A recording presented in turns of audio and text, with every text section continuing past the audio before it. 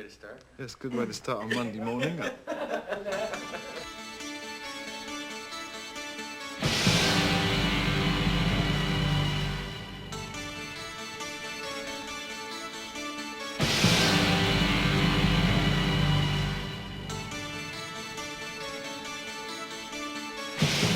were talking to Brian Lane one day about forming a band. I said to him, I'd like to form a band. And he said, well, you know, I've got Steve Howe in the same position. Brian called me up and said, you know, I've just spoke to Steve Hackett. He's not doing much. Do you fancy meeting him and just seeing if there's anything going on? What if you put two guitarists together? And he said straight away, yeah, it'd be great. It'd be like sticking Jimmy Page and Jeff Beck together. Straight away, he was in there with that line, and it seems to have stuck. So for 2 weeks, we just sort of met and plonked around and talked about principles, really, much more than anything else.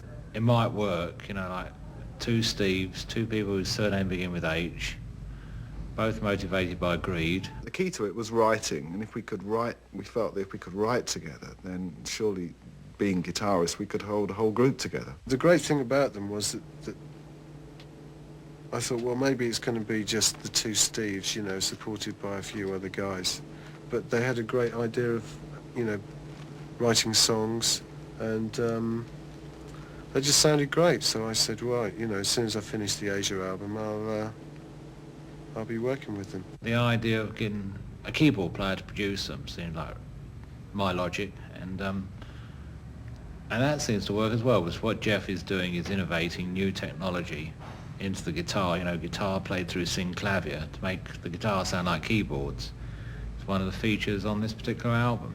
And yes, we were all equal, you know, we all went up together, we all sort of developed together, and Asia was a sort of group where we'd all already developed when we'd got together, and in a way, GTR is really a partnership between me and Steve.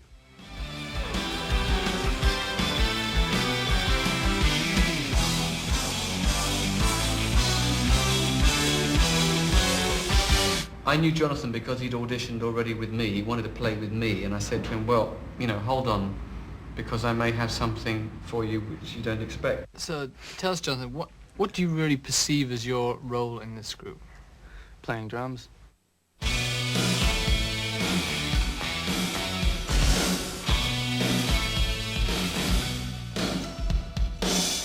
I played the other semi, you might call big things, Marillion being one. A group back home called The Fools, but it's always just filling in, freelancing. This was the first group I've ever joined. As soon as he sat down on the kit, it was like, boof, between the eyes.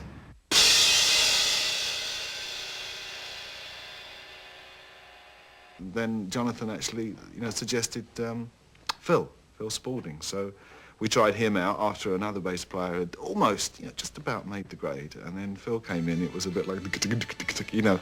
So why did you decide to switch to bass? Because I think at the time I was the smallest one. There were 3 guitar players and I was the smallest, so I was voted bass player.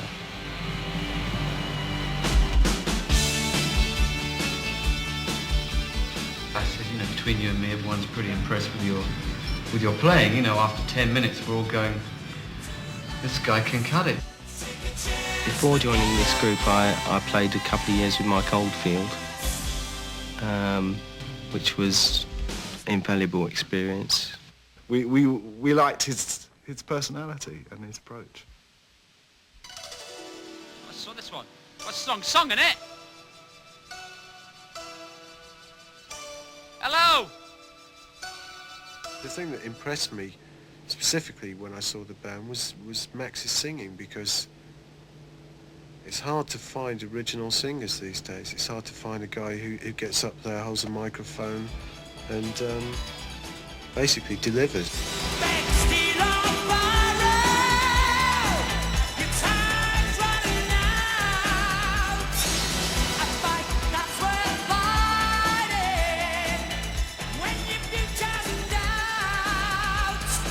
Max has got a fantastic voice.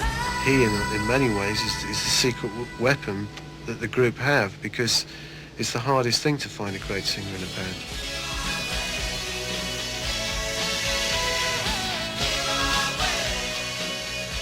I've often pinched myself some days and I'm actually involved with this band, but no, I don't think it's a dream.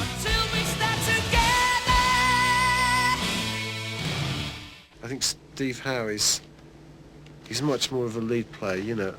He's like, he'll tear into a lead part all the time.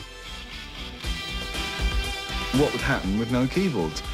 You know, having two guitars is obviously a good buffer so that you know, didn't become a whole gap in one's music. It was time to take that wall away and see what would happen if it wasn't there. On some of the tracks, Steve Howe's the guy who's thinking like a keyboard player and thinking in terms of rhythm parts, and Steve Hackett's blowing around all over the place, you know. All guitarists really want to do is like turn up and make a lot of noise, don't they? They all want to be the Kinks, really. Electric guitar is like at its best when it's slightly out of control, really. It's that sort of mad beast. But the two seem to complement themselves very, very well. I learned to do something that a lot of guys do these days with a plectrum, but for some reason I did it because I grew my nails, and so it was like being able to do things a bit faster, which was like hammering on and off, like.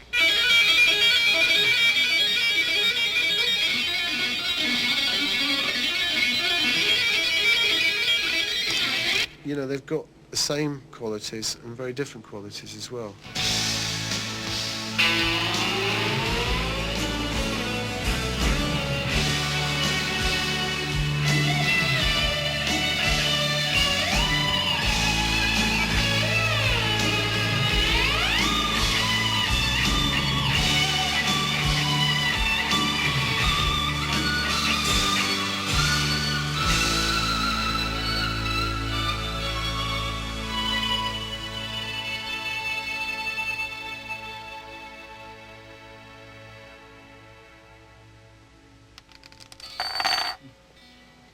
For instance, the acoustic guitar playing. I mean, Steve Hackett much more prefers to play a nylon guitar.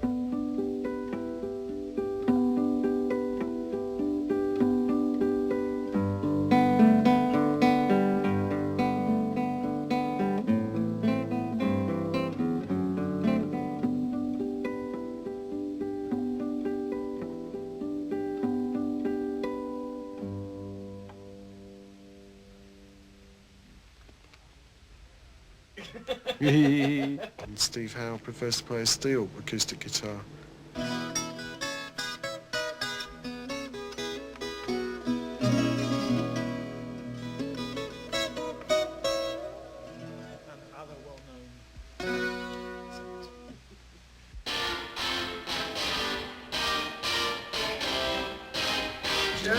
You better have a lot of films, there'll be a lot of outtakes. Not the documentary, we want to get back to work. I think the landlord across the road is a little bit richer than he was an hour ago. I'll tell you what, Al, I've just had scampi and chips for £1 and 5 £1 and 5 pence. And it was loads Lovely. of jockey's whips. This is an advert. Right, and scampi. Would you work with these guys? Can you believe it would have charged you £8 in that canteen? They tell you now, don't eat at the townhouse canteen. You get ripped off. They all think we're millionaires. Yeah. There's only one millionaire here. I wish I was. After a while you get cabin fever, I think. It's almost like being a permanent member of staff, really. After a while it's like, hello George, hello, you know, the doorman, he must work here all the time. You know, bands come and go. Queen have made 6 albums since we've been here. That's not true. We've explored certain things because of having the synclavier and the Fairlight and MIDI keyboards. We've been able to, we think, make a connection nobody else has done, which is play a guitar, fire the synclavier and a whole bank of MIDI keyboards, which is quite a spectacular sound. I sort of brought with me a lot of technical knowledge in terms of what a lot of modern instruments do in terms of programming and sequencing and all that kind of thing, which they were very, very interested in and still are, you know, in terms of how do you make a guitar do unbelievable things like play a piano chord or something, you know. One of the tracks, you know, is the first time I actually play a piano. You know, I'm playing the guitar, it's going through the emulator too, and out comes a piano. And that for me is fantastic. It's a great experience. I'm not trying to pretend, you know, I'm Chopin, but what I am doing is putting guitar thinking into the keyboard sound. I've never been in a band that's worked harder on material, so, you know, from that point of view, it's the close detail thing, really. I haven't been able to get away with anything so far, but I intend to. There's a lot of mistakes you can make making a record, you know, folks. If you put the lead guitar on early and then the singers come in, you know, they go, hang on a second, and you've played over everything. And likewise, if you give the singer total free rein, he'll sing everywhere you were going to play lead guitar. So that's why the guitarists have been watching the progress of the album and making sure that A, singer does not sing on a guitar spot, and likewise, we've not blotted out his area. This is the basic orchestration on these 2 tracks.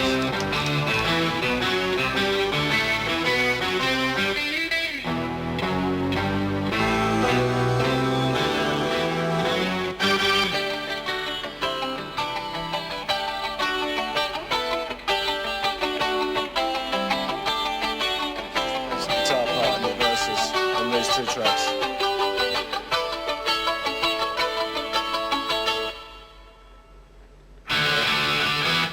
There's the heavy guitar answer.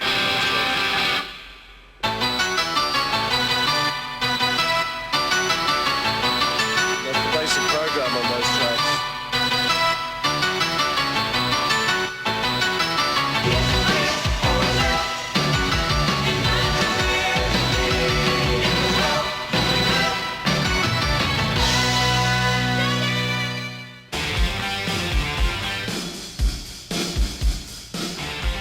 There's an instrumental part to When the Heart, which goes, the riff is something like, and it was on the guitar synth. This was something that Steve first played me when we got together.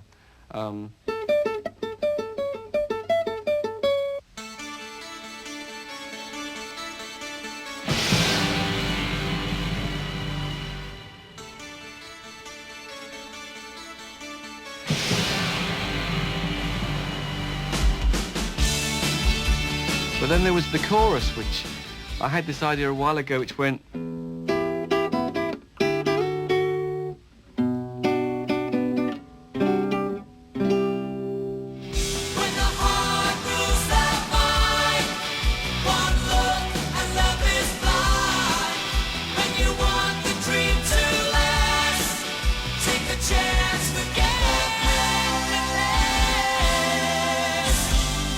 Jekyll and Hyde is a sort of a reasonably bizarre song that we've done that actually the lyric came about because we were sitting looking at some lyrics we'd written, and I just said to Steve, you know, wow, this really looks like sort of, you know, pointing at one bit Dr. Jekyll and another bit Mr. Hyde. If anything was made for stadiums, this particular thing was, you know, it's like da, da, da, da, da, boom, big sort of chords and things, and but the rest of it's quite dancey in a way.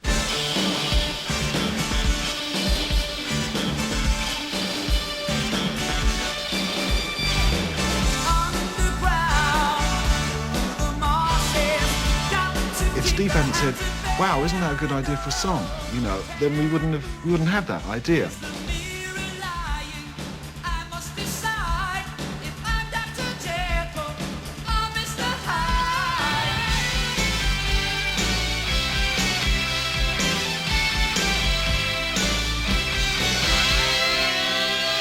My favourite song is You Can Still Get Through. That's got my power.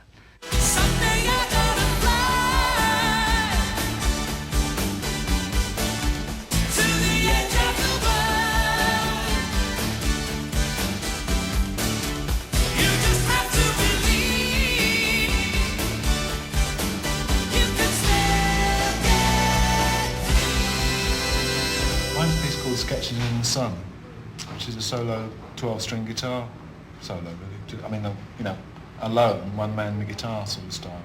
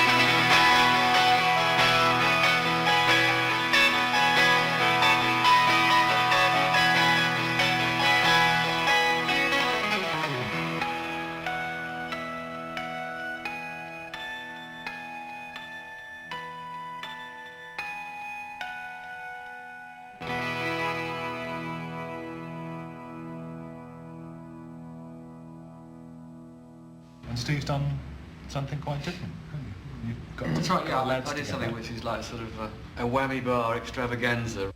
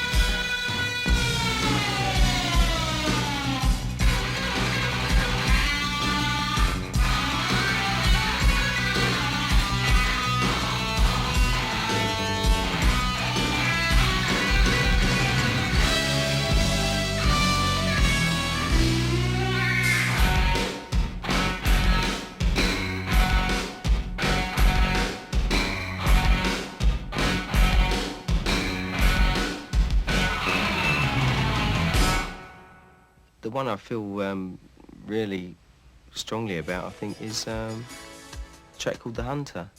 Pick up the rifle, you must be strong. To take a title can't be so long. If you believe you can go wrong, I say,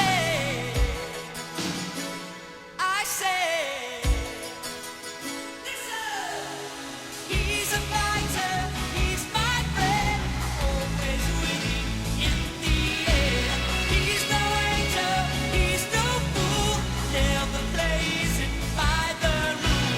Take the glory, steal that prize, only the hunter, only the hunter.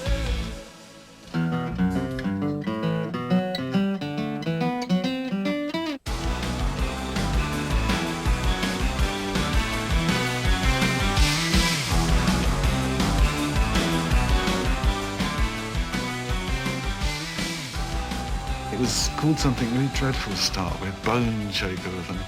And then I walked in and said, you know, I've got a new idea for it. You know, I've got a couple of verses, let's have a look. And everybody sort of crawled around on the floor for a while. And when we got up, we had imagining. Eventually it became a song, and we put chords to it, so we thought at the end it'll be nice if it goes... My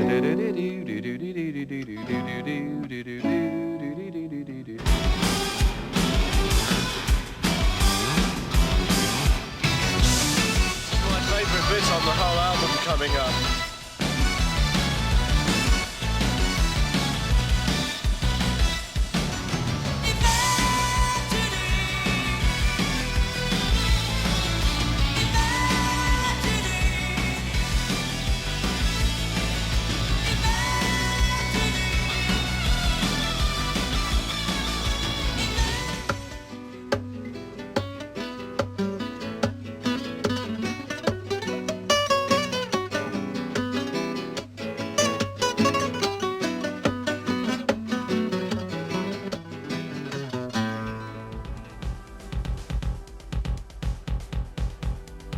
Well, initially we're going to play theatres. The idea is not to play the big arenas. I think all musicians like to get back to roots every so often. It's a good opportunity to do this, to actually get back to playing where you've got the people at your feet. We have talked about doing very stylish numbers from the past, yes. You know, if I say like Siberian Couture, not necessarily Siberian Couture, but the kind of number that's got a hell of a lot of impact and really says, you know, this is a period piece, if you like, a classic period piece. I hope we're going to do that sort of thing. When the ticket sales are announced, I'm sure there's Steve Howe fans who specifically want tickets on the left-hand side of the auditorium, as Steve Hackett fans will probably want the right-hand side of the auditorium. Me, I want to sit in the middle because I like Steve Howe and Steve Hackett, and I also quite fancy the other three in the musical, not the biblical sensicles. They may think they're in control, but wait till we get on stage, they won't be. We'll be taking over then. See, the reason why the band's called GTR, there's only 3 letters in the name. All my bands always have short names because the letters are that much bigger on posters. You know, the Amazing Thunderbirds, you can't have it very big unless you've got a large poster. But yes, Aisha GTR, you've got huge letters, you know. We service even the blind and short-sighted. It's kind of nice that after all the rest, suddenly the props fall away and you're left with just the playing.